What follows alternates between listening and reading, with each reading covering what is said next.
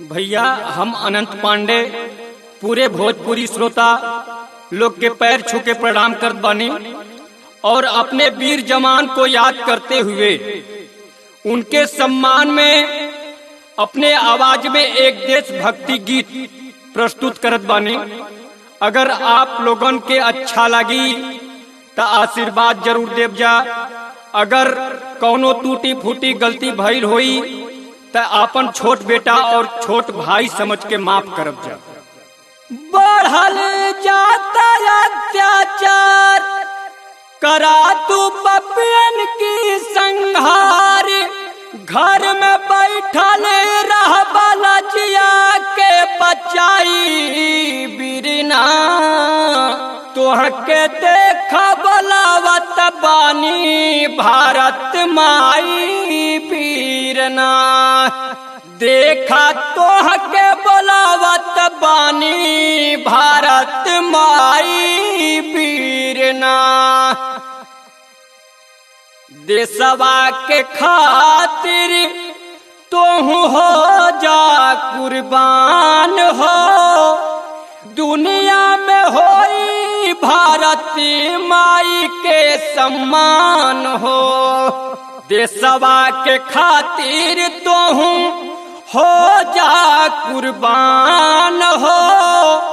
दुनिया में होई भारत माई के सम्मान हो, कि बहन करेली पुकार भैया हो जा तू तैयार, धरती माई के कर्जा दा चुकाई बिरना, देखा तोहके बलावत बानी भारत माई बीरना, देखा तोहे बलावत बानी भारत माई बीरना। वीर चंद्रशेखर भगत दिहले आजादी, दुश्मन करे आके तोहर बर्बादी, वीर चंद्रशेखर भगत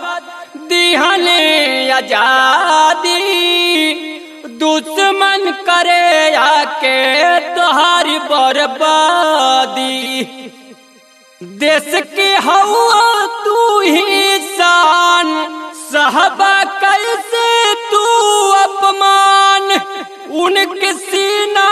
पे द झंडा लहराई बिरना, देखा तोहके बुलावत बाली भारत माई बीरना, देखा तोहके बुलावत बाली भारत माई बीरना, भारत के शेर हवा माई के दुलारा, बाबू के शान हवा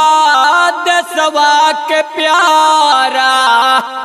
भारत के शेर हवा माई के दुलारा, बाबू के शान हवा देशवा के प्यारा, अनंत करे तुहार गुणगान, अनंत पांडे कहे सीना तान, तू द दुश्मन के माटी में मिलाई बीरना, देखा तोहके बलावत बानी भारत माई बीरना, देखा तोहके बुलावत बाली भारत माई बीरना।